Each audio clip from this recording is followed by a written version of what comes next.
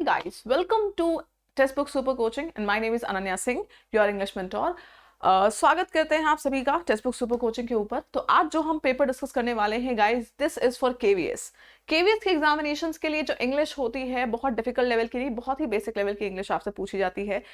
Grammar included होती है, ठीक है। जनरल ग्रामर के क्वेश्चंस एंड जनरल वोकैबुलरी के क्वेश्चंस इसके अंदर आपसे पूछे जाते हैं। So let's get started. शुरुआत करते हैं। कुछ क्वेश्चंस आज हम इस सेशन में देखेंगे जो आपके एग्जामिनेशन में पिछले कुछ सालों में पूछे गए हैं डिफरेंट केवीएस के एग्जामिनेशंस में। सो बेसिकली मैंने आपके सामने एक पेपर ही खोल रखा है। आई होप ये आप लोगों को दिख रहा होगा। वैसे font is not very clear but still मैंने इतना ज्यादा उसको जूम कर रखा है कि आपको इजिली दिख रहा होगा, ठीक है। और जूम कर लिया है मैंने। जनरल इंग्लिश के ये हैं क्वेश्चंस आपके सामने, ठीक है। I hope now it's visible. चलिए एक एक करके हम एक एक क्वेश्चन यहाँ पे करेंगे। पहले आप कोशिश करिएगा आंसर देने की, फिर मैं आपको बताऊंगी कि इसका आंसर क्या है और क्यों है, ठीक है। But first you have to try. Question को देखिए, पढ़िए, फिर मैं आपको बताऊंगी इसका आंसर क्या हो सकता है। क्वेश्चन कहता है, he said it's very easy, it's a child's play for me. It's very easy, it's a child's play for me. क्या लग रहा है इसका आंसर? ये बहुत आसान है। आपने मतलब देखो, ईडियम्स वोकैबुलरी में आपसे ईडियम्स पूछे जाते हैं। हिंदी में जो हम मुहावरे कहावतें है ना, मुहावरे होते थे, कहावतें होती थी, उसी में ये ईडियम्स, इन्हीं को हम इंग्लिश में ईडियम्स बोलते हैं। तो जो मुहावरे आपके होते हैं हिंदी में, कभी आप उनकी लैंग्वेज थोड़ा ना बदल देते हो। जैसे कि इंग्लिश हिंदी में मुहावरा है, नाच न जाने आंगन टेढ़ा। अब कभी आप इसको ये थोड़ी ना बोल दो कि नाच न जाने बालकनी टेढ़ी, नहीं बोलते हो ना। सिमिलर वे में इंग्लिश में भी होता है कि मुहावरों की, ईडियम्स की कभी लैंग्वेज चेंज नहीं करते हम, ठीक है। अब क्वेश्चन को ध्यान से देखिएगा। क्वेश्चन कहता है आपसे, he said it is very easy, it is a child's play for me. ये इतना आसान है, ये मेरे लिए बच्चों का खेल है। तो अब जो इंग्लिश में, हिंदी में ईडियम होता है बच्चों का खेल, ठीक है। और हिंदी में इसको हम इंग्लिश में ईडियम होता है चाइल्ड प्ले, और हिंदी में इसको हम कहते हैं बच्चों का खेल। तो मैं आपको यहाँ पे नोट करवा देती हूँ, ठीक है ना। तो जो पहला ईडियम हमने यहाँ पे सीखा है, that idiom is child play, not child's play. ये होता है चाइल्ड प्ले। ध्यान से देख लीजिएगा। Child play something that is very easy, जिसको हिंदी में हम बोल सकते हैं बच्चों का खेल। देख लीजिए, इट इज चाइल्ड प्ले, कोई अपॉस्ट्रोफी इसमें नहीं लगी है, ठीक है। सवाल पे आते हैं हम अपने। देखिए, he said it is very easy, it is a child play. It is a child play. Child's play नहीं होगा, इसमें भी अपॉस्ट्रोफी लगी है। द चाइल्ड प्ले नहीं होगा। Option number 3, it is a child play for मी, ठीक है। ये तो हुआ हमारा क्वेश्चन नंबर 3, जिसका आंसर हो गया अ चाइल्ड प्ले, ठीक है। हाँ जी, it is a child play for me, बच्चों का खेल है मेरे लिए। लेकिन एक सेकेंड, यहां थोड़ी सी गड़बड़ी मुझे लग रही है। चाइल्ड प्ले नहीं बेसिकली होता है, यहाँ पे आर्टिकल नहीं लगता है। It is a child's play होता है बेसिकली गाइस, चाइल्ड्स प्ले। देखिएगा ध्यान से, ठीक है। Idiom is child's play. ये एक्चुअली गलत मार्क कर रखा है, ये मुझे भी कंफ्यूज कर रहा है। चाइल्ड्स प्ले, ये जिसका भी पेपर है, किसी से पेपर लिया गया है और उसने सारे के सारे क्वेश्चंस मार्क कर रखे हैं, और सब ऑलमोस्ट गलत मार्क कर रखे हैं। तो भगवान जाने क्या होने वाला है जिसका ये पेपर होगा। सो चाइल्ड्स प्ले, ध्यान से देख लीजिएगा इसको, ये होता है बेसिकली चाइल्ड्स प्ले, ठीक है। So he said it's very easy, it is a child's play for me. बच्चों का खेल है, वही तो मैंने कहा, चाइल्ड प्ले बच्चों का खेल नहीं लगेगा। बच्चों का खेल बोले तो बच्चों पे अपॉस्ट्रोफी लगना चाहिए। बच्चों का खेल, child's play. So it is a child's play for me. It is child's play for me. इसके साथ कोई भी आर्टिकल नहीं लगता है, ठीक है। और ये तो कोई मीनिंग नहीं दे रहा है क्योंकि इसमें अपॉस्ट्रोफी नहीं लगी है। The child's play, the article नहीं लगता है, that is it. Option number which one? Option number, क्या आंसर हो गया आपका? Option number 1 is the right answer, ठीक है। He said it's very easy, it is child's play for me. आ नहीं लगेगा, it is child's play for me. Option number 1 is the right answer, ठीक है। चलिए क्वेश्चन नंबर 2 पे चलते हैं। अगला सवाल देखिएगा। क्वेश्चन नंबर 2 कहता है, अब क्वेश्चन नंबर 2 पे आ जाइए। दूसरा सवाल आपसे क्या कह रहा है, our company can get the order if the client agrees to the price. देखो जरा, पहले खुद सोचिए answer. Our company can get the order if the client agrees to the price.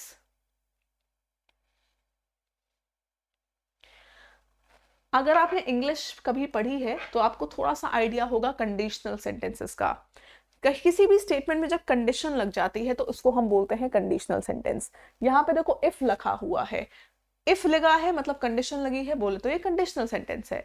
और कंडीशनल सेंटेंस में 4 टाइप्स होते हैं, जिनका ये पहला टाइप है। ठीक है, this is type 1 conditional, type 1 conditional. और टाइप 1 कंडीशनल हमने कैसे पहचाना? अभी जो काम कर रहे हो उसकी फ्यूचर पॉसिबिलिटी, ये टाइप 1 कंडीशनल होता है। कह रहा है हमारी कंपनी को ऑर्डर मिल सकता है अगर क्लाइंट प्राइस पे मान गए तो। अगर क्लाइंट प्राइस पे मान जाते हैं अभी तो फ्यूचर में कंपनी को मिल जाएगा ऑर्डर। ठीक, अब टाइप 1 कंडीशनल में जो कंडीशनल वाला हिस्सा होता है, कंडीशनल क्लॉज होता है, उसमें लगता है आपका क्या? Simple present tense. ठीक है, इफ के साथ देखो लगा हुआ है सिंपल प्रेजेंट टेंस। लेकिन जो मेन क्लॉज होता है, जो दूसरा वाला सेंटेंस का हिस्सा होता है, उसमें लगता है सिंपल फ्यूचर टेंस। अब या तो आप विल लगा दो, विल इसमें ऑप्शन में है ही नहीं। शुड गेट, कुड गेट और माइट गेट तो हो ही नहीं सकता। मे गेट भी फ्यूचर में कंसिडर करा जा सकता है, मिल सकता है। मे गेट का मतलब क्या हुआ? पॉसिबिलिटी है, मिल सकता है, ये भी फ्यूचर जैसा साउंड कर रहा है। That is why the right answer here is option number 1। Option number 1 is the right answer. देखिए जरा, our company may get the order if the client agrees to the price. ठीक है, चलिए चलते हैं हम क्वेश्चन नंबर 3 के ऊपर। क्वेश्चन नंबर 3 और 4 में देखो डायरेक्शन क्या कहता है। In the following items a word is followed by 4 explanatory expressions. Choose the word which best describes the word. Basically हमको word की मीनिंग बतानी है। तो पहला शब्द यहाँ पे लिखा हुआ है anonymous। देखिए जरा, anonymous जिसका पेपर था उस बंदे ने मार्क किया है having no meaning। जिस भी बंदे का पेपर ये लिया गया है उसने गलत मार्क किया है। क्या मतलब होता है anonymous का? जिसका कोई नाम नहीं होता, बेनाम। anonymous को हम हिंदी में बोलते हैं बेनाम। जिसमें कोई नाम नहीं होता, कोई राइटिंग किसी ने लेख लिखा है उसमें नीचे अपना नाम नहीं लगाया है, तो वो लेख, वो राइटिंग एनोनिमस हो जाती है। ठीक है, अननेम्ड, अननेम्ड बोले तो जिसका कोई नाम नहीं है। ठीक है, क्लियर है? चलिए अगला सवाल देखें, ब्लैंक नंबर 4 देखिए जरा। ब्लैंक नंबर 4 आपसे बोलता है एनिमोमीटर, सॉरी क्वेश्चन नंबर 4 कहता है एनिमोमीटर। ये एनिमोमीटर आपने साइंस में कभी पढ़ा होगा। क्या होता है ये एनिमोमीटर? बताइए जरा, ये एनिमोमीटर क्या चीज होती है?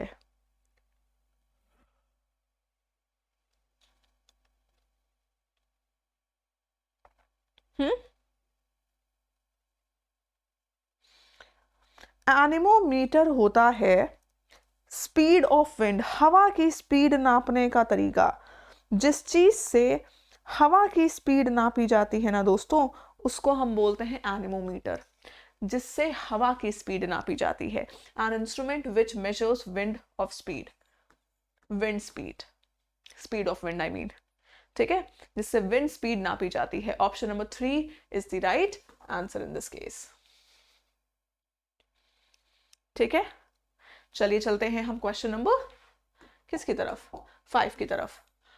आपसे पूछ रहा है मोस्ट ऑपोजिट इन मीनिंग। ध्यान से देखो, choose the word most nearly opposite in meaning to the given word.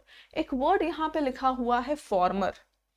देखिए जरा, पहले क्वेश्चन को पढ़कर खुद समझा करो कि क्वेश्चन बेसिकली है क्या, है ना? समझा करिए क्वेश्चन को पहले।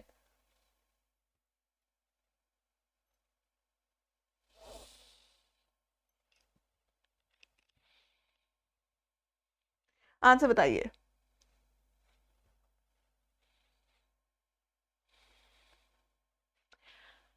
फॉर्मर, आपने सुना होगा former president, former prime minister, farmer.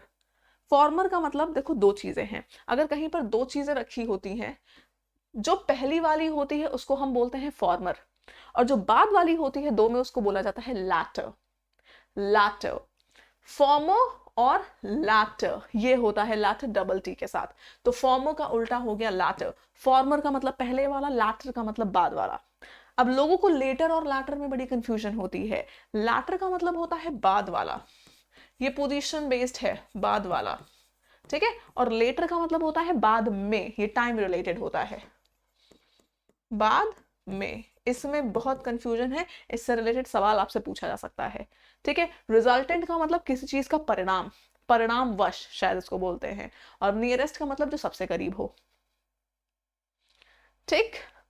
चलें आगे, देखिएगा हमारा क्वेश्चन नंबर 6, आ जाइए क्वेश्चन नंबर 6 पे चलते हैं। क्या कहता है हमारा छठा सवाल, बहुत ही बेहतरीन क्वेश्चन है। ये ऐसे सवाल हैं जो मैक्सिमम लोग गलत करते हैं। अब यहाँ पे जो टिक मार्क है उसके अकॉर्डिंग मत चलिएगा, आप अपना दिमाग लगाइए, ठीक है। ऐसे क्वेश्चन एग्जामिनेशन में पूछे जाते हैं और बहुत गलत होते हैं। देखिए जरा, he said that he dash him, he said that he dash him, देखो और बताओ मतलब क्या निकल रहा है कि उसने कहा कि वो उसको कभी माफ नहीं करेगा, उसने कहा कि वो उसको कभी माफ नहीं करेगा। देखिए सोचिए बताइए आंसर, लेट्स सी। उसने कहा कि वो उसको कभी माफ नहीं करेगा। अब गाइस ऐसा जो स्टेटमेंट है, ऐसा नहीं लग रहा कि दो लोगों के बीच की बातें कोई तीसरा नरेट कर रहा है ना। दो लोगों ने जो बातें करी होंगी वो उनकी डायरेक्ट स्पीच में हुई होंगी, जो कोई तीसरा नरेट करता है वो इनडायरेक्ट स्पीच हो जाती है। ये पूरा स्टेटमेंट आपका इनडायरेक्ट स्पीच में है। जब लोग आपस में बात कर रहे होंगे तो वो प्रेजेंट टेंस में बात कर रहे होंगे कि मैं तुमको कभी माफ नहीं करूंगा, लेकिन जब कोई इंसान उसको नरेट करता है तो बस उसका टेंस चेंज हो जाता है, पास्ट हो जाता है, ठीक है। तो ये पूरा स्टेटमेंट अब आपका सिंपल पास्ट टेंस में रहना चाहिए। He said that he would never forgive him, will तो होगा ही नहीं, फ्यूचर नहीं आएगा, कैन नहीं आएगा, शुड नहीं आएगा, करना चाहिए नहीं कह रहा मैं तुम्हें माफ नहीं करूंगा, चाहिए जैसी कोई चीज नहीं आ रही है इसलिए शुड नहीं लगेगा। He would never forgive him, जब इसने पर्सन टू पर्सन मतलब डायरेक्ट स्पीच में बोला होगा तो कहा होगा I will never forget you. Indirect बना दो, he would never forgive him, ठीक है। तो आंसर हो जाएगा आपको ऑप्शन नंबर 3 इसका, ठीक। चलिए क्वेश्चन नंबर 7 देखते हैं। क्वेश्चन नंबर 7 आपसे क्या कहता है, he walked very fast and I dash pace with him, he walked very fast and I dash pace with him, वो बहुत तेज चला और मैं उसके साथ मतलब अपनी स्पीड मैच नहीं कर पाया। देखिए और बताइए, वो बहुत तेज चला और मैं उसके साथ अपनी स्पीड को मैच नहीं कर पाया, बताइए।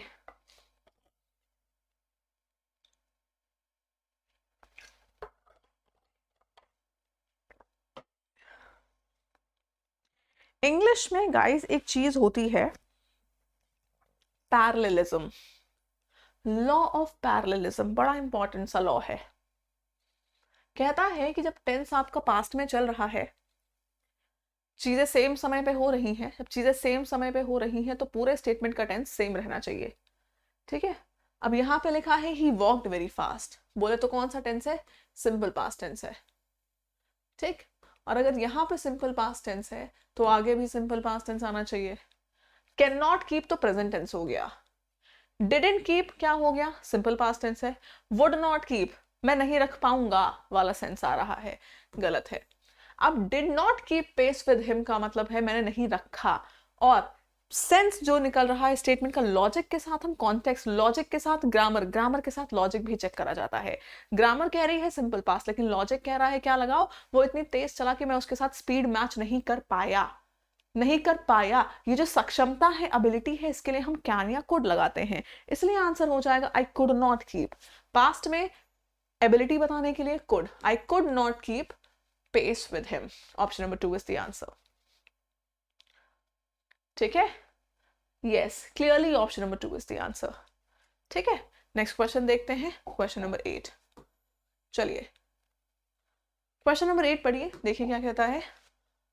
So stick to your guns, stick to your guns, कौन देगा आंसर। ये एक ईडियम है, अगेन इट्स एन ईडियम, ध्यान से पढ़ना, वही मुहावरा कहावत ईडियम है ये, स्टिक टू योर गन्स। क्या लग रहा है आंसर बताइए। बोलते हैं ना अपनी बात पे अड़े रहना, अपनी बात पे अड़े रहना, बस वही चीज है ये।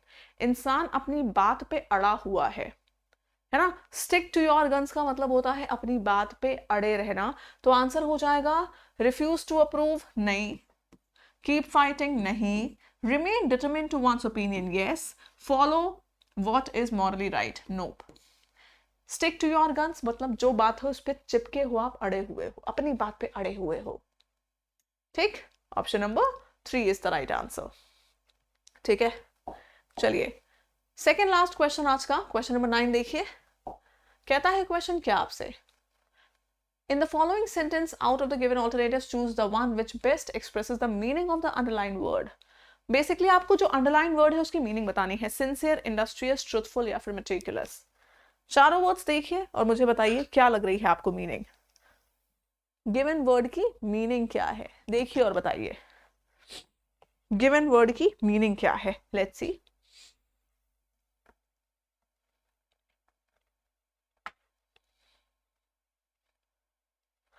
डिलिजेंट, डिलिजेंट बोला जाता है एक बहुत ही ज्यादा मेहनती इंसान को, बहुत मेहनती इंसान होता है ये, ठीक। ट्रुथफुल कौन है, ये ट्रुथफुल इंसान बहुत ज्यादा सच्चा है, ठीक है।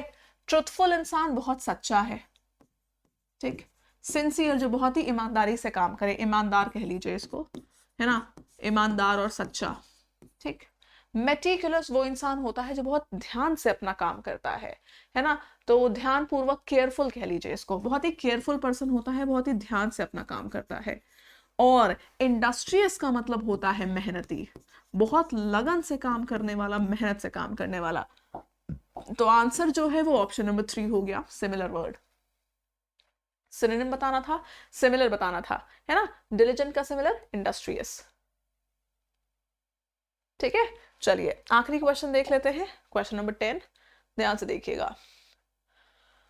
पूछ रहा है in the following sentence one part has an error, choose the one which has. पूरे स्टेटमेंट को 4 हिस्सों में बांटा गया है, आपसे पूछ रहा है कौन से हिस्से में यहां पर गलती है। काफी प्यारा सा इंग्लिश का रूल है, मैं आपको बताना चाहूंगी, लेकिन एक बार स्टेटमेंट को पढ़िए।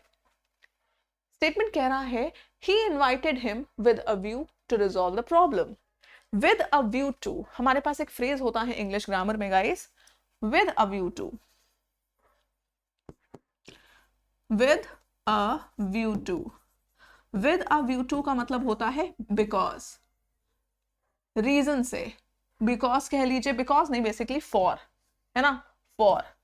ये पर्पस बताने के लिए इस्तेमाल होता है किसी चीज का, है ना, पर्पस बताने के लिए कि उनको बुलाया गया है किस लिए, प्रॉब्लम को रिजॉल्व करने के लिए। इसमें कुछ गलती, चलिए मैं आपको बताती हूँ। जब आपको बेसिक इंग्लिश पढ़ाई जाएगी तो बेसिक इंग्लिश में एक चीज आपको बताई जाती है कि इंग्लिश ग्रामर में प्रपोजिशन टू के बाद हमेशा वर्ब की फर्स्ट फॉर्म लगती है।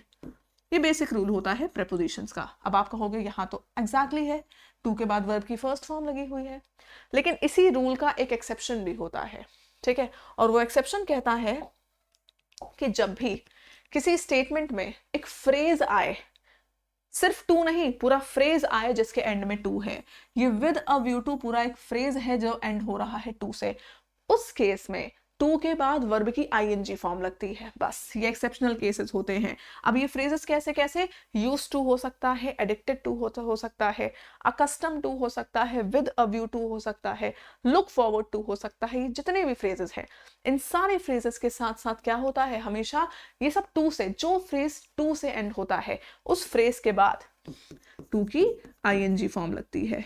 टू की कौन सी फॉर्म लगता है, आईएनजी फॉर्म लगता है, और ये 2 + V1 का एक्सेप्शन है, ठीक है, क्लियर। हाँ जी, हाँ जी, हाँ जी। तो आंसर हो जाएगा आपका मेन क्या, he invited him with a view to resolving, क्या हो जाएगा, ये गलत है, with a view to resolving the problem, resolving the problem, ठीक है। तो ये गाइस 10 क्वेश्चंस थे। अब इस 10 क्वेश्चंस में आपने देखा, आपसे वोकैबुलरी की नॉलेज ही पूछी गई, आपसे बेसिक ग्रामर और ग्रामर के कुछ टिपिकल रूल बेसिकली और एक्सेप्शनल रूल भी आपसे पूछ रहा है एग्जामिनर। तो थोड़ा थोड़ा आपको आइडिया लग गया होगा कि एग्जामिनर के दिमाग में क्या चीजें चल रही हैं जब वो आपसे सवाल कर रहा है। वो मतलब देखो वोकैबुलरी में बहुत डिफिकल्ट वर्ड्स नहीं आएंगे, है ना, बहुत फैंसी बहुत फ्लारी वर्ड्स जिनका मीनिंग आपको पता ही ना हो, ऐसे वर्ड्स नहीं आएंगे। बट हाँ, ऐसे बेसिक वर्ड्स जो आप डे टू डे लाइफ में यूज करते हो, ऐसे वर्ड्स आपको पता होने चाहिए, उनकी मीनिंग आपको पता होनी चाहिए। एंटोनिम्स, सिनोनिम्स, है ना, इडियम्स जो बेसिक बेसिक से होते हैं वो आपको पता होने चाहिए। प्लस ग्रामर के रूल्स और ग्रामर के रूल्स के exceptions, that is a very important चीज, ठीक है, वेरी इंपॉर्टेंट थिंग। चलिए मैं आपसे फिर कभी मिलती हूँ, तब तक के लिए have a great day, keep learning, keep shining, and thank you people.